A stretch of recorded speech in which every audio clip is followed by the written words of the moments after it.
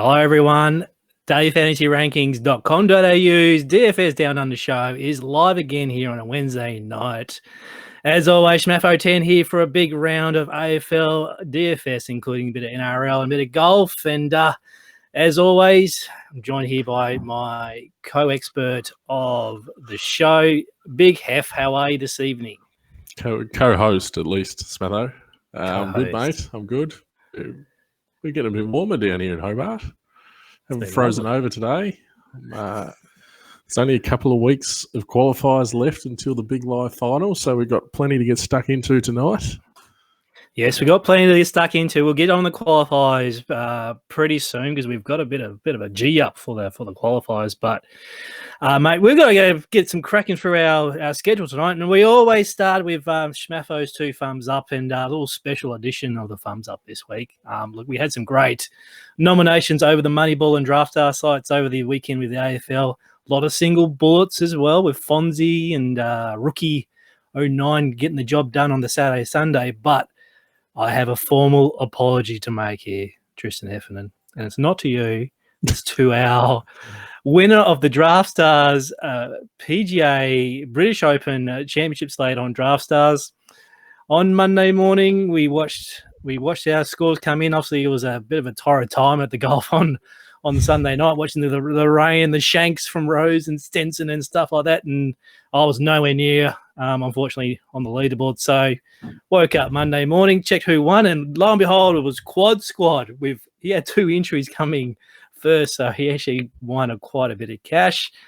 Thought I'd put a sneaky tweet out saying well done to everyone on the DFR Twitter account, and then got the call and said, mate, you tweeted the wrong bloke. so I've had a bit of a nightmare. So Quad Squad, who actually goes by, I'll bring up his Twitter handle now, Quad Squad 33, AFL's Eagles Horses Perth Supercoach winner 2013, DFS tragic. Bring up his side, Hef. I want to talk about his side that won the British Open. Did you catch any of the golf over the weekend? Because it was on TV for a lot over the weekend. Yeah, the celebration. My main man, Shane Lowry, and hasn't he been absolutely working the place down after the golf? I didn't catch a whole lot of the golf. Everyone was sooking about Rory McIlroy that first round. I thought, oh well, but more for me to watch than the golf. But I know you would have had your pulse on it, Smatho. Oh look, yeah, I was all in on Rory. I was too much on Rory. I was too much on Jason Day. I was too much on Adam Scott. He was tilting me hard on a Friday night. So, but for Quad Squad, he picked Shane Lowry number 1. Tommy Fleet was number 2. Bit of Ricky, Justin Thomas. Like, he had all the pieces. Won by a couple of points over our good friend of the show, Piercy 47 as well, our fellow Tasmanian DFS golf guru. So, mate, apologies for tweeting some random who won the golf. So, Quad Squad, bring up the emoji. You get my 2 thumbs up this week for winning the DFS golf. And back on to me. Sorry, bud. Hopefully we can make amends someday in the future. Mate, let's move on to the golden ticket, mate. 14 tickets left, mate. So, geez, this is getting pretty real now for us. Yeah, you mentioned Piercy being a Tassie boy. We'll get to another Tassie boy who won a golden ticket on the weekend. I think us Tassie boys are punching well above our weight when it comes to DFS this season. It seems like every week on the show we've got another Tassie fella up there in whatever contest we're talking about. So we're really sticking it to these mainlanders, Smatho. Yes, we are sticking them up. You know, if you ask for the best top 10 DFS players, I'll be here for the next 5 minutes just rattling off the names in the community here in Australia. So, yeah, we're a vibrant bunch down here. We know our shit. So, over the weekend, we had 7 qualifiers. Obviously, we had 6 from the AFL, and then we also had CJ Nugent, who actually won the 3-ball in the golf, which was a pretty great contest, which we might actually – I've got some ideas about that later on the show. But, 14 left, which means – by my calculations, there's 6 for the AFL this week, 6 next week. So there's a little sneaky 2 going around. You got any ideas where that extra 2 tickets might be going to? I don't know. Are you about to tell us? Oh.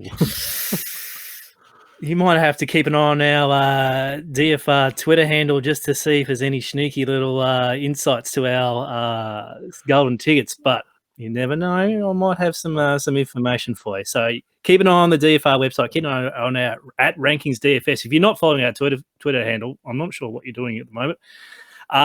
But Hef, let's talk about my little small dog on the article that I put on the DFR website. You were very, very excited to come Friday night saying, guess who's won a ticket? So tell me about Liam Swan. I think I was more excited that he didn't put the team in the 100K. But that's another story. Well, that's something I would do. Another Tassie boy, Yes. Liam Swan. He's been a bit jealous of the lads. A couple of tickets and a bit of talk of the live final and the Big Bash final, and we did throw the invitation out to him, and he wasn't cited there. But he, as you said in your article, it was the first time he threw 20 teams in. He got a bit of a sniff and took it down. Yeah, so, it was unbelievable. As he said, in his article today on the website, he said I should have put it in the 100K, and. We had a little group chat going, and I sort of sent Jesse a private message saying, "Oh, I'm a bit scared to bring this up, but this team's probably would have won the 100K." And Jesse brought it up 2 seconds later. just really flattened him for a while there, but at the end of the day, he's got his ticket and he's happy for that, and he's going to be over at the Colonial Brewing Company with us in a few weeks. So good on him, and it just sort of proves anyone can win because he hasn't played a whole lot of DFS, but helped that he goes for the Bombers. He put a few Bombers in his lineup, and he got very, very excited when Zach Merritt rolled that one through from about 60 late in the piece. Yes. Yeah, no, it's exciting, the end of these single slates. There's just scores bouncing around everywhere, and even with a few minutes to go, there's lots of people who can still win. It's the toughest sweat there is. It is pretty tough, and it can be tilting for you as well. But as we know, there's no Essendon in the live final, so we'll see how old Liam goes on the day. We might have to give you some tips and some help from you on the day. So, little sneaky little video also surfaced during the week from Draftstars, and there was Muggsy doing some sort of live cross for the side, and he said, "Look, someone's going to win some beer. We are going to a brewery, and I understand that you're a big fan of Colonial Brewing Company here, because we do get the product in here in Tasmania." Well, yeah, I've done a bit of recon work in the past week or so. I thought I better. The 5 Ps, preparation prevents piss poor performance. So I've had to go and get a taste of what we're going to be sampling, and what a drop it is too. This one's the IPA. It's got a bit of kick to it, but it's smooth, it's delicious, and I'm really keen to find out how we get our hands on this year's worth of beer, which is up for grabs. Well, since I'm still your +1, is that right? For now. Well, I've got 2 +1s, Smatho. I hate to bring it up, of course, but you might sneak into one of them. Well, hey, play your cards right. Look, we can pump up the beer so much, but you never know. Smatho might just win the whole year's supply. So let's just no, it's a weird top of the can too. You pull the whole bloody thing off, and I know that you've been caught out with that before, Smatho. Someone in your immense coordination and anyway. Well, it's hard because you got the can. You nestle your nose on the pull ring, and then all of a sudden your nose is going through it, and all of a sudden it's down your top. So I might have to ask for a glass. We're at the brewery at the live final just to make sure everything's a bit classy for the night. But how exciting! Someone's going to win some beer. I'm going to get around to the blokes or ladies who might be able to score on the day. But look, we'll soon find out from Draftstars how we're going to win this beer. So keep an eye again on the follow the Twitter. Follow the Twitter feed. Yes, I'm just going to make sure that everyone knows. Follow our Twitter feed. If not, also follow our YouTube channel. Make sure you subscribe to that. We might have some sneaky little stuff going up on the YouTube channel, which will be exclusive to us viewers here. So just keep an eye on that in the future weeks, especially with the live final coming up in a couple of weeks' time. Hef, let's move on to Thursday. So we've got some great DFS contests on Thursday coming up. I'll quickly go over the NRL because obviously we've got some big fans of the show who love playing DFS NRL, especially their premium spot on Thursday night. It's the Sharks versus the Avocado Cowboys. always make sure we talk about NRL too. Oh, he makes sure it's priority number one, NRL. So 10K on DS this week. This is the Sharks versus the Cowboys, so we don't have any Broncos this week. I've spoken to Corey France, NRL guru. He's got a brilliant projections preview tips coming up on the website later this evening. He's just putting on the magic touches for that. So keep an eye on that on the website. I'll tweet it out later this evening. Then we go on to the St. Jude's Invitational, the FedEx World Golf Championship. Draftstars have put a great 10,000 contest for all of our DFS fans. And the popular free ball from last week, Hef, this is up your alley. Like $3 entry, $1,000 mini, which is great. You just pick 3 players. You don't care about the salary. And then you just hopefully cross your fingers and go for the best. And with golf this week, Hef, there's actually no cuts, just 64 players. They're all play 4 rounds. So if you can think you can pick the winner and pick second and pick third, you can win some serious money just by playing DFS with no salary. That'd get you over the line, wouldn't it, Smatho, if you pick the top 3? Yeah. I tried that last week and they all missed the cut. So this week, at least get your money's worth. But I'll get along and have a read of the article again, and maybe I'll throw in a team. Hef, what about 3-ball AFL? I've only just thinking of it now. What do you reckon with the final series coming up and just, get some more players in the DFS community playing a bit of AFL? 3-ball. So they used to run the Turbos Draftstars, didn't they? And they had a group, and you'd pick one from each group. And I don't think they were quite as popular as the salary formats. I don't know. The diehards obviously play anything, won't we? Of course. You might have a little captain option or a 1.5 like they do on DraftKings with the showdowns. Pick a captain. Yeah. You never know. Oh well. You've got a lot of pools, Smatho. We might see that, but so that's what they do in the golf 3 balls. Yeah, this is the second week. This is something new, but it's great. Golf is a hot game at the moment in DFS. Everyone, I feel a bit left out. I'm not up with golf as much as you and a lot of the other guys, but everyone wants to talk about golf. So if you need to learn a bit more about golf, like me, we've got heaps of stuff on the website. So go and have a read and get involved on Twitter. And I'm sure there's obviously all the podcasts. Go back and listen to all the podcasts with Procession and Jay and your good self, Smatho. And I'm sure that'll give you a great head start into learning DFS golf. Yeah, and it was exciting news today as well that DraftKings have actually signed a major sponsorship deal with the PGA Tour. So watch that space in terms of the product placement and stuff. I'm sure DraftKings will improve their data and their video content. So I'm really excited that now the PGA Tour are just going, hey, look, this is a serious sport. It's the 4th most popular sport on DraftKings behind the NBA, NFL, and I think what was the other sport? NBA and MLB. It's punting's going through the roof in the States. It's getting popular here in Australia. So yeah, if you want to take a start taking it seriously, come along for the ride, mate. Yeah, they shouldn't underestimate the power of fantasy with getting people to watch these sports. Even with AFL, some of these games these days are pretty ordinary, but if you're involved in the fantasy side of things, you'll be glued. So a good move by the PGA. Excellent. All right, let's talk some footy, Hef. And Friday night footy, huge game. We've got Collingwood and Richmond, traditional rivals at the G on a Friday night. Currently, Richmond's favourite with 11.5 line at the moment, with a total around 158.5 points, which is just standard total for these contests. Moneyball with a $30,000 single slate inch event.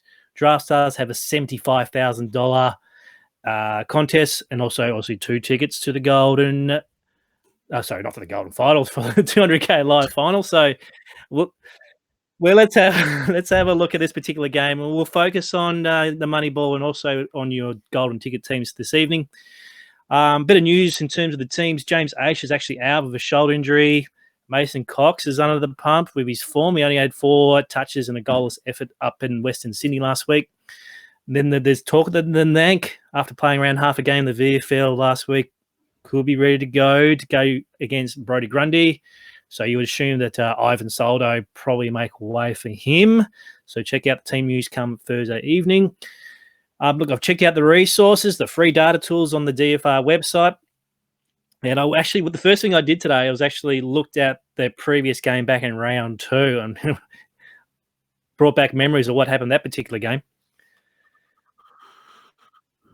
Yeah, well, that was unreal, that game. Collingwood they just absolutely dominated the ball, and they dominated the game, and half the team got a ton and whatever else. So you can go back and look on the DFR resources. We have all the players' scores. You can go back and have a look at that game from round 2 and see what happened.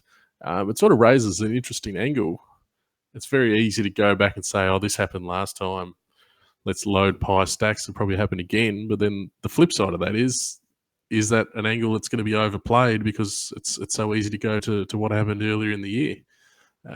Something to consider. Maybe if you want to get away from a pie stack, you might get a bit more value ownership-wise than what you might have first thought. Interesting. Yeah, I don't think it will happen again. I'm sure they'll just look at that particular game and say, we just can't let Collingwood have the ball. So let's look at the rucks then. And as always, we've got the darling ruck of the competition, which is Brody Grundy. On Moneyball is 11.4K. And it was a bit of a surprise, actually, because we ran the poll for the Twitter followers saying, hey, what's Grundy's going to salary be this week? And majority said over 12K. And lo and behold, he only went up $100 from 11.3 last week. So look, it's still a lot of money to put in your lineup, but is there any love for the returning Nankervis or Soldo, whoever gets the call up? I think if Nankervis comes back, we all know Nankervis does give up a lot of points to Ruckman, so I don't think it's really much difference whether it's Soldo or it's Nankervis. I was just going through the prices there on Moneyball. For Grundy to go, we're sort of talking about this 15x figure on Moneyball, and Grundy would have to go 170 to meet that, which we sort of laughed about last week, and he had 180 with Mr. Larson chasing him around.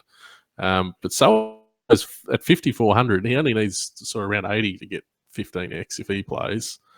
So it's like 90 points difference. Grundy versus Soldo if you want to pay up. And the thing about paying up for Grundy is these two teams are so well exposed, they don't really have any good cheap options. So by not playing Grundy, you do have more cash to play the proper players through the midfield. Your other option is to go with Jordan Roughhead. I finally got his name right. And he did ton up in this game in round 2. So if you are going along that angle, he's a guy that is going to play in the back line, and you can use him in your ruck, that 5K price, and you can link him up with all the other backs.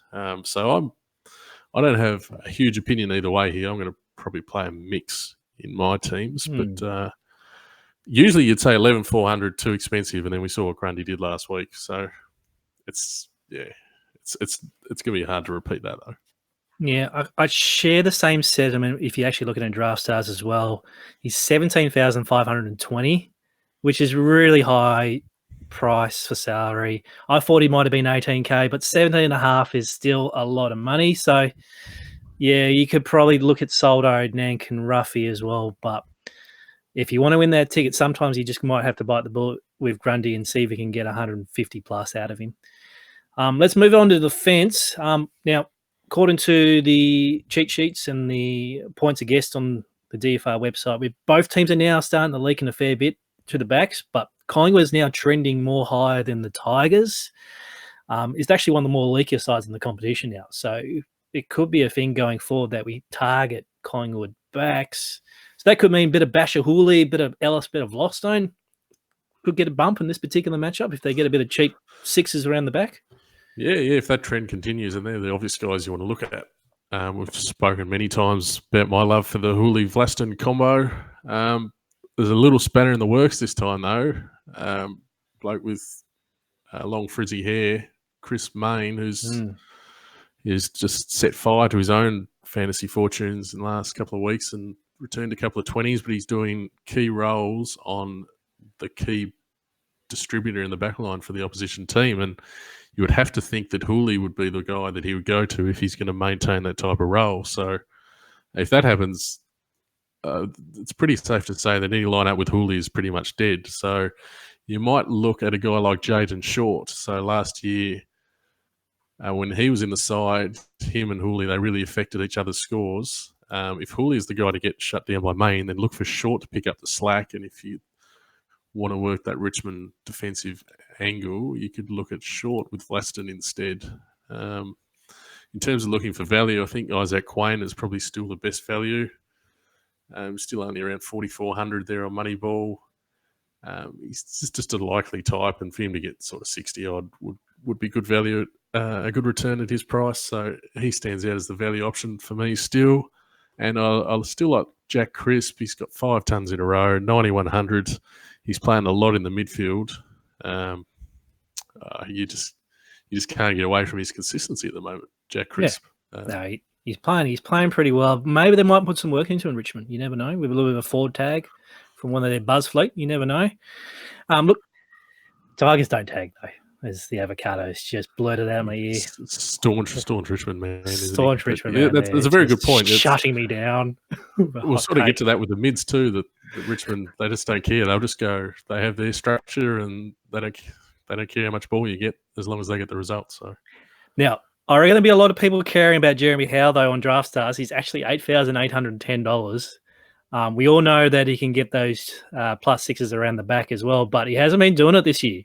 He's been either playing a lockdown role on a particular key forward, but last game after injury, he did score pretty well. So that garners ownership. So my bias says leave him alone, but at 8,800 could be a really, really popular play.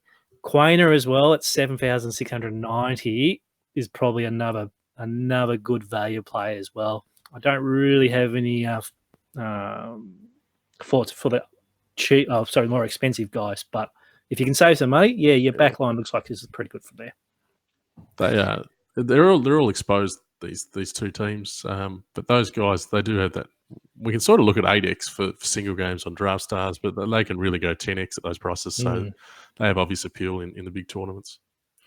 All right, let's move on to midfield. So obviously GWS gave the Pies a bit of a hiding last week and just ruined the recency graphs on the points against on the site. You just the little Manhattan's going up for Collingwood now. So, but we know that Tigers throughout the year are not the best actual fantasy scoring team in terms of huge numbers. So, can we forgive the mids and Collingwood and go back to them again, or should we be wary of their output? Look, I'm happy to forgive them. It's a pretty tough ask for Collingwood to have to go and play West Coast in WA and then back up a week later and play GWS in Sydney. So for them to have a flat game there, I think is understandable. All year we've been looking to play the Pies in the midfields. We've been looking to attack Richmond in the mids. The great man KCP, Kansas Combat Pigeon, wrote an article this week, Smatho, on the website about recency bias. Yep. I think if we're sort of relying too much on last week's result, we could be falling victim to that. So I'm not get carried away. I'm still going to be heavy on Collingwood through the midfield here. Usual suspects.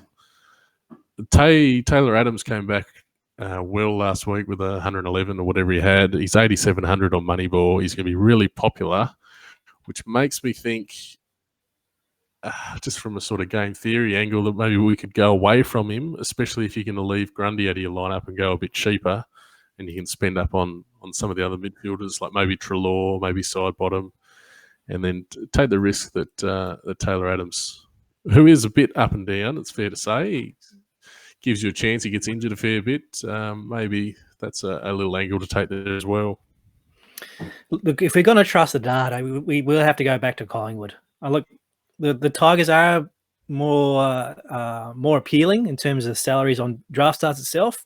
Look, Dion Prestia is the highest Tiger at 14,000, Dustin Martin at 13,400, but there's a player here, Taylor Adams, as you mentioned before, at 14,300. I do like him second up. Gives you a bit of relief from Treloar and extra $1,000 saving. So I'm pretty heavy on Taylor Adams this week if I'm going to play some qualifiers for the ticket. Let's move on to the forwards and on Moneyball, Shea Bolton.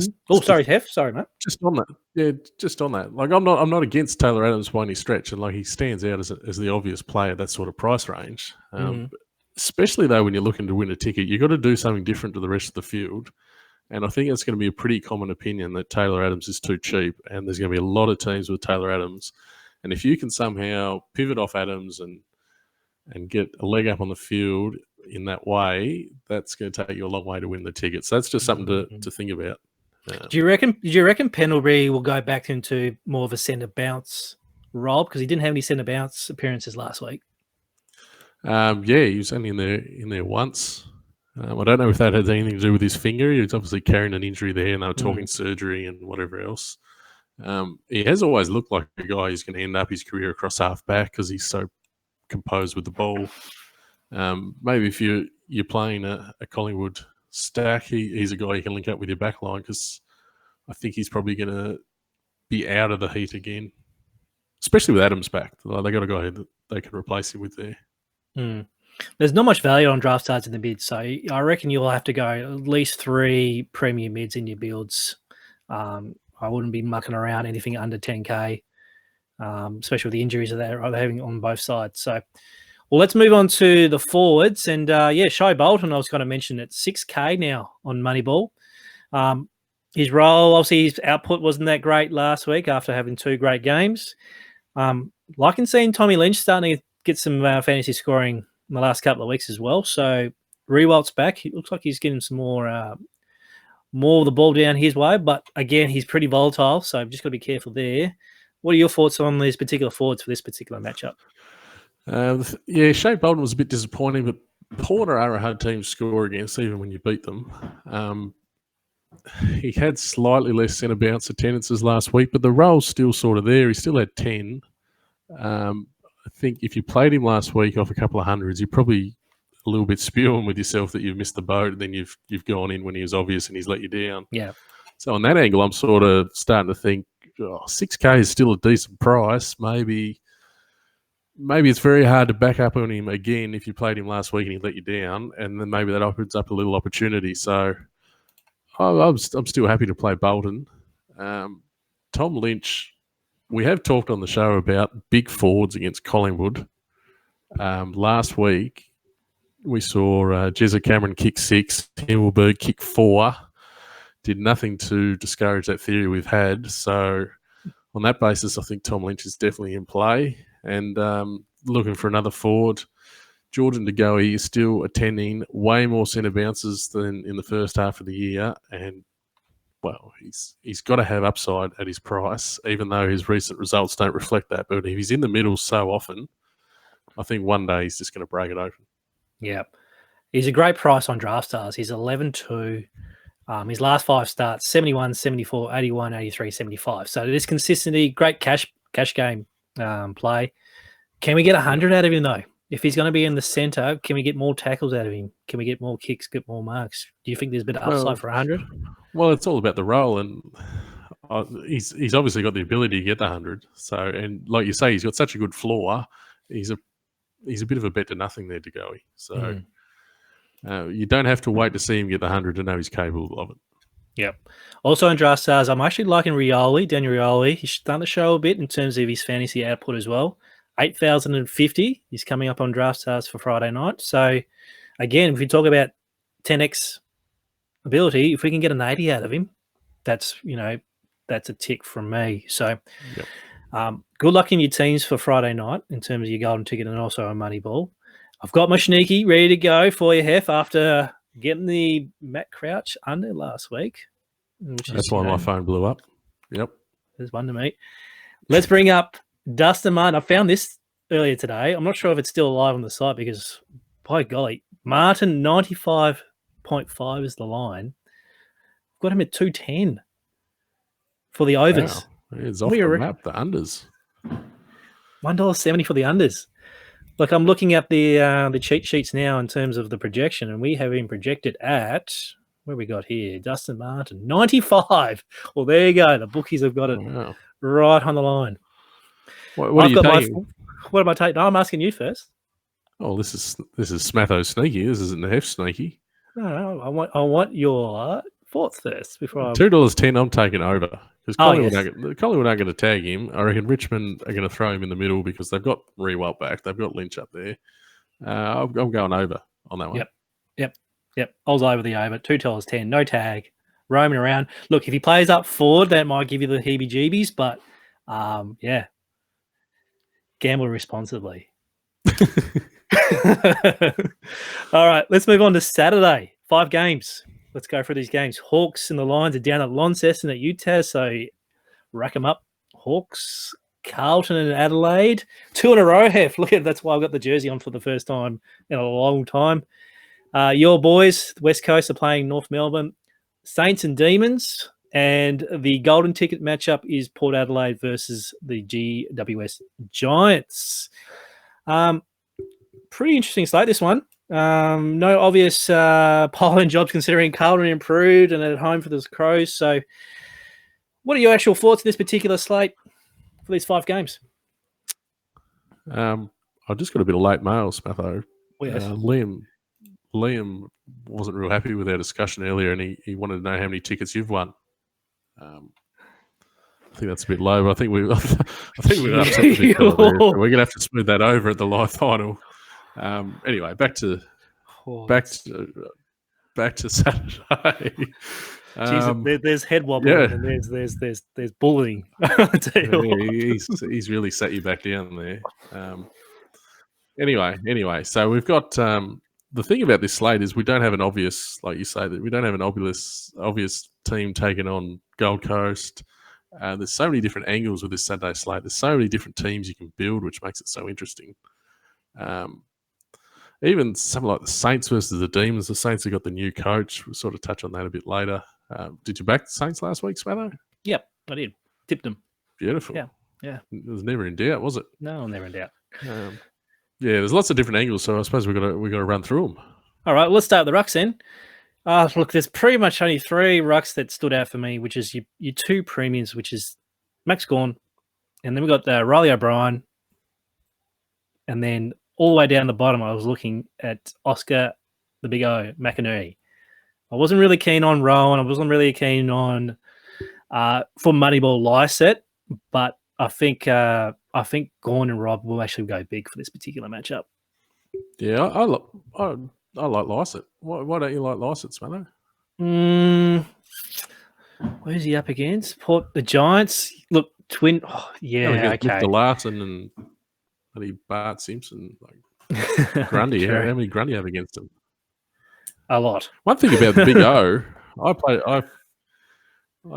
watched a fair bit of that game, and he played a heap of time in the ruck compared to Steph Martin. Martin spent a lot of time forward, which I thought was interesting because I always see Martin as the number 1 guy there, and the Big I spends a lot of time forward. But I think that's concerning if you're ever looking to play Steph Martin. I think it does open the door a bit more to play McInerney. I think you're right with Gawn. He's safe to pay up for. O'Brien, Carlton haven't been too good against rucks, but I wouldn't be too quick to write off Lycett, even though he sort of disappointed against Richmond last week, but he had a big first half. He's maybe carrying an injury. He might have sorted him out that second half, but I think he's still in play. Yeah. Oh, he'll be definitely in play for the golden ticket game, though. Good salary. Yeah. He's on the salary here for Draftstars. He'll be like 90% owned going against the 2 ruck options for the Giants. I'm just on the Draftstars cheat sheet now on the single game, and we've got him down as 13,010. That's great. 100-point upside. Look, 74, 79 in the last 2 games. There's your recency bias going again, so a few might drop off him, but geez, all in him on the golden ticket. Don't worry about it. Very, very safe play. I'd just be a tad wary if GWS only play the 1 ruckman because they're both priced well enough at around 9K that if only one of them plays, then it's not a total lay down misère for Lycett. But if they do play both of them again, then you just couldn't have them. That's for sure. How about sneaky double ruck setup? It was only just the 1 ruck because Lycett is forward availability. Yeah, no, that's a good call. That's in play, I reckon. Excellent. All right. Let's look on the defense then for this slate. And geez, oh boy. The cheat sheet said the best matchup for the backs is actually against the Crows. Crows are leaking a lot of points. to opposition. I mean, they get Carlton this week, but in terms of Carlton options for the backline, there's not really that too much that interests me at all, unless you can make a case for them, mate. Wiedering is one I could make a case for. 4,800 on Moneyball, coming off 90. One of your favourite players, real dour defender, but he can bob up and get sort of 80 or 90, which would be very good at his price. The backs, it's a smorgasbord on paper, Smatho. Yes, you love backs against the Saints. Yes. That's sort of been your big one all year. I love the big, tall, stiff backs against the Hawks. Blixarves came through last week with a big 90-odd or whatever he had. But we're dealing with a new Saints coach, maybe a new Saints team, and Brisbane are going down to Lonnie. It's going to be bloody cold there, and it's going to be a massive culture shock for them. So maybe we've got to look at some roles instead, Smatho. Who are we thinking then? I'm thinking Brodie Smith. Oh, yeah, because he went large last week. Like, I missed him last week. He was part of Liam's golden ticket winning side there with 133. Yep. He played in the midfield against Gold Coast. He had a few centre bounce attendances last week against Essendon. I think he's probably going to stay there again. Why wouldn't you keep him in there? He's so damaging by foot, and he gives them something a bit different to that plotting midfield they have. So 7,500, he looks a great play. I like Christian Salem for Melbourne because he's the only bloke that can kick, so they just have to keep giving him the ball because everyone else just hacks it. Yeah, true. If we're looking at Brisbane, Darcy Gardner had 78 last time against Hawks, and he sort of fits that mould of a bloke you don't really want to have the ball too much, and Hawthorn seem to funnel the ball into the hands of these blokes. So 5,200 for him. I think he's definitely playable. And a guy who's been a huge disappointment all year is Alex Witherden. 7,000. Big round, Lonnie. Plenty of room to run around and get some cheap ball. He's got big upside, really, at 7,000. We haven't seen it for a long time.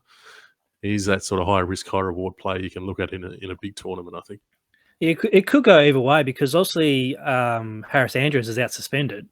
So it could mean that he might have a lockdown road on a key forward, or be like, no, mate, we need you back, roam around, getting some good posse. So, yeah, high risk, high reward for that particular play. Now, if we focus back on the Port game for the golden ticket, there's no real value players that I can skim on the surface without the teams out at the moment. Maybe if the old Stein is get picks again, but he didn't. We knew that second up he was going to have a bit of a less score. He's at around that bare minimum 5.5K. Westhoff is actually back and forward eligibility. He's at 11K, so I reckon he'll be pretty popular. And he will, for his upside, it's not a bad play as well. Yeah, he's a guy that can win you a tournament, that's for sure. And in the ticket, that's what you're looking for. There's no prize for coming second. These two teams are really hard to score against, so I think people are going to focus on the big guns like Taranto and Boak and Rockcliffe and those guys. So a guy like Stein's probably going to be pretty popular, even though he doesn't give you a whole lot at 5,500. You're just hoping he gets you to 50 or something. Taylor's another one who's really cheap that might be more popular than normal. A guy like Zach Williams, who's in great form, 13K is a pretty good price for him. But he's going to be pretty hard to play if you're trying to save money in your back line. So if you want to pivot away from those cheap guys and hope they just totally stink it up and get yourself some Zach Williams, I reckon that's not a bad option. No, great option, actually. All right, let's move on to bids for this particular slate. And we've already touched on Matty Crouch last week, who only scored around 90 points, but we get Carlton now. This midfield gets Carlton, and we kind of missed it last week. It was Gold Coast and Carlton. We all piled into the Carlton players, but it turned out all the Gold Coast mids against the leaky Carlton midfield racked it all up. Fiorini, took Mila, had 140 odd. McPherson had turned it up as well. So do we just trust it? Hey, Carlton is pretty crap at the mid, so let's just load up on Adelaide midfielders. Yeah, well, we all saw what Adelaide did to Gold Coast, and they're renowned for doing this. Adelaide, they really, when they're on top, they can really drive it home. Matt Crouch, I don't know if he's had a bit of a different role or taken a different approach to things in the middle, but his marks and his tackles seems to be down a little bit, and that's sort of affecting his scores. He's sort of around that 90 to 100 range, which we need more from at his price. Sloan has been a bit disappointing as well. He gets some attention, Sloan. So I don't know if they send Ed Curnow or Silvani or something to him, Carlton. You probably know more than me on that, being a staunch Carlton guy, Smatho. Well, listen, it's a wait and see the new coach. They might just say, no, stuff it. Let's just go head to head with these blokes. Yeah. And just don't really have a. They chop and change, don't they? Like Crouch and Sloan, they've got to be really annoying people. Like they're annoying me. I've played them a fair bit especially that Gold Coast game. Like it was just a total struggle from both to get 100. That might lower their ownership. I like guys like Seedsman. We talked about Brodie Smith, Rory Atkins. I like these second level guys against Carlton. I think they've got massive upside at their cheaper prices, and especially Seedsman. Like he's just a great tournament play every week because he's still low enough. And even though he's going to throw in the odd score that kills your lineups, he does have that upside that puts you right in play. We can look elsewhere. One of my favourite players at the moment is Hunter Clark because I've got him in a keeper league. He's been a revelation for the Saints in the last few weeks. Still only 6,400 on Moneyball. Comes up against Melbourne. He's nearly got 20x upside the way he's going, Hunter Clark. I love him. I love his draft mate Caulfield at 4,500. He's hitting 65 plus pretty regularly since he's come back. And as bad as his hair is, he's still finding a bit of the ball in that back line. Yeah. I could almost make a case for the Saints a Saints stack being the sneaky play on this slate. We've seen these change of coaches that just really freeze these teams up. Melbourne are coming back from Darwin. That's been a shocking year for them. They're just waiting for it to finish. Saints, they got something. They're up and about. They were really good against the Bulldogs. Maybe they're going to run all over the Ds. What do you think? Yeah, I like it. Saints stack. I like it. Bring it up next week on the show, and we'll see how that goes. We know how this ends with Saints stack. Anyway, and the other thing is North Melbourne played in Brisbane last week. Yes, and now they got to go to Perth. How stiff's that? Oh. We touched on Collingwood doing the Perth and Sydney trip. This is Brisbane back home, off to WA. Is this just? It's been a big couple of months for them since they got their new coach. Maybe this is where it all catches up with them. We know that they've fallen apart in WA before. Elimination final comes to mind. Maybe this is the week where they just don't turn up and the Eagles tear them apart. So there's a case for an Eagle stack too. Wow, you've opened my eyes here, Hef, because I was just following on Adelaide stacks all the way, and now you're talking about Saints and Eagle stacks, which you're making a very, very compelling case for. So I might have to start thinking about strategies for those particular games.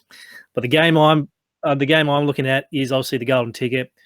Bit of word today that Boak and Sam Gray didn't train today, so we've got to keep an eye on those guys. And if they don't actually get up, Port Mids, Rocky, Ollie Wines, even Carl Eamon might get a nice good bump. But obviously the Giants are still favourites. So if they're going to win the game, you need to have their midfield into your particular lineups. Taranto is actually pretty expensive now on DS, but you could run a combo of Tomlinson, who's getting a nice bump along with Hopper. Hopefully Haitley might get another game, depending on their injury setup. So he's been tearing it up in the knee for all year. So and any quick thoughts for DS golden ticket lineups for that particular game? I don't really like Carl. I think it's hard because these guys, I'm so used to not playing guys against Port, not playing against GWS. So you've got to sort of take on some of these. Someone's got to score the points. I sort of like your Hopper, Tomlinson tape. They're a bit cheaper. They're a bit unfashionable. I think people are going to default to Taranto a fair bit. And maybe those guys are going to help you win a ticket. I think Rockliff's going to be pretty popular too. He's sub 15K. Yeah, he's pretty cheap. Yeah. I think it's pretty straightforward in the mids. Just get who you can get. Now, pretty straightforward as well is the forwards for the slate, and obviously Toby Green with the captaincy, the role in the midfield, forward status. He's my first pick. Don't try and argue against it. He's first pick in, so that means I have to find a second forward. Is there anyone we can look at? Maybe possibly some Eagles against the carcass of North that you already touted. Yeah, well, it wouldn't be DFS down under if I didn't argue with you, Smatho. I just want to see the teams before I go locking Toby Green in, because if they do bring in, let's say they drop one of those ruckmen, they bring in another midfielder, how confident are you that Toby Green's going to stay in the midfield and they don't put Haitley in there or something and then Green goes back up forward for a bit more? So Port's no pushovers. Obviously, I love Toby Green on the single game slate, but the 5-game slate with a heap of options, I just want to watch those teams before I go locking him in. Hawthorn have got 2 young fellas who are just killing things at the moment. Mitch Lewis, 5K, 3 straight 80s. Like, he's obvious value up against Brisbane. If they don't turn up, he's going to have a feast. I love the kid Hanrahan. I reckon he's got a massive future. 4,800. There's a nice Hawk stack forward line for you. Scotty Thompson's missing with a split testicle. Ever had one of them, Smatho? No. Surely in the rugby days you've had some issues. No? Oh, no, good. but there's been 2 testicle issues this year. One the NRL and obviously one the AFL now. So obviously it's a serious issue that will keep you out for a few weeks. Oh, very, very extremely serious. Stuff like bleeding nuts. So good luck to the lad, but we'll see him soon. Hopefully we'll see him back bigger and better than ever. That opens up the back line a bit for North at maybe the worst time heading over to Perth. Yeah. So you've got to look at the Eagles. All the Eagles forwards have got to be in play. Darling's in great form. He is definitely in play. A little left fielder if you want to go less obvious. Oscar Allen is he might get someone like Ben Mackay or something who comes in to replace Thompson. He's getting back up ruck time now. Natanui's injured when they're just rucking Hickey, and then they throw Oscar Allen in around the ground a little bit, so that opens him up. He's a bit cheaper. And we still haven't even mentioned Adelaide up against Carlton, St Kilda forwards up against Melbourne. There's just so many forward options on this slate. It's a bit weird. We usually hate the forwards, but they're just everywhere on this. They are actually everywhere. Yeah, there's value everywhere. So, yeah, good luck picking a couple for that one. You might have to use your flex position for this for your lineups on Moneyball this week. Let's quickly move through the DS golden ticket lineup. Look, Green's only forward availability, so he's going to be pretty popular. Also, he's going to be pretty popular is Ian Hill. If he gets a 3rd game, he's at 6K. Obviously, just needs 50, 60 to hit 10x there. So, if you're going to try and pivot away from Green or Hill, Daniels for GWS at 8.4. He's actually projected pretty well on our DFR data tool cheat sheet. So just keep an eye on that as well. As I say, keep an eye on teams later on Thursday in terms of builds for Saturday night. Any thoughts on the golden ticket before we go on to Sunday? I think you covered him pretty well. He's developed some consistency. Daniels, Hill's got some tricks. He's obviously a nice cheap option. Robbie Gray, there's no wines, I don't think, for Port. He's not going to get up from that finger issue. Right. He likes big games, Robbie Gray. He's only 12K. I think we're going to see him spend a lot of time in the midfield to try and combat GWS. So he's definitely in play. And if you want a real fluker to try and win that ticket, guy with massive upside, he's very polarising figure, 9K Charlie Dixon. He's a guy who can get you 100 if things go right for the big fella. And if his mind is on the job, which it isn't very often, but if it is, no one can stop him. Fair enough. Well, good luck to your teams on Saturday. And I've got another quick sneaky for you, Hef. My confidence levels are through the roof on this particular one after showing off to the mates earlier today. And this is to get 25 or more disposals on Sportsbet. And I've highlighted here the milestone man in 300 gamer, Heath Shaw. I'm sure the Giants want to, pad up his stats for the particular game. And look, he did have 27 possessions against the Crows at Adelaide Oval this year. 3-30, Hef. What do you reckon? I like what you did there with you're sure the Giants are going to look to get him the ball. Yeah. Oh, yeah. Yes. you can have that one. I don't have any great opinion on his Shaw. Yeah, I'll kick it. I'll kick it home for you. Thanks, mate. Thank you. Let's move on to Sunday. This little 3-game slate here. Dogs and Freo, the Swans and the Cats, and then the golden ticket game, which will be the massacre of the Suns versus the Bombers. Geez, didn't the Bombers get a good fixture late this year? $30,000 on Moneyball, $50,000 on Draftstars. Let's just run through some quick plays here for you, but I've already got 2 in my lineup already. McLean from the Swans, 3.5K. Tick it off. Snelling in the midfield for the Bombers, 3.5K. Tick it off. Hopefully they get picked. And therefore you got some cash to spend on these particular Moneyball lineups. Where can we look at for my cash? Do we spend it all on Essendon against the Suns, or, the Bulldogs are actually priced up a little pretty high and they get a great matchup against Freo in Melbourne? Yeah. Essendon, well, Conor McKenna's gone on holiday to go to his brother's wedding, I think it is. That's right, back in Ireland. Is there any chance Essendon goes on holiday up in the Gold Coast and just forgets they go up there to play footy? Oh, it'd be fantastic to watch, actually, but don't think it will happen. Yeah, I don't know a Bomber supporter who's not quietly nervous that they're just going to somehow lose this game. I don't think it's going to happen, but I don't think it's. If there's one team that's going to muck around with it somehow, it's Essendon. So in terms of just loading up the Essendon stacks, maybe you can look at the Dogs as a pivot stack. Just on that golden ticket. My man Sean Lemons stood up for us last week at the cheap price. He's a guy who's getting a lot of midfield time at the moment. Will Brodie's done his hamstring, so Miles will come back and replace him. But I still think there's enough time in there for Lemons to stay in there. He's my cheap guy for the golden ticket contest. Don't be scared to play some Gold Coast guys.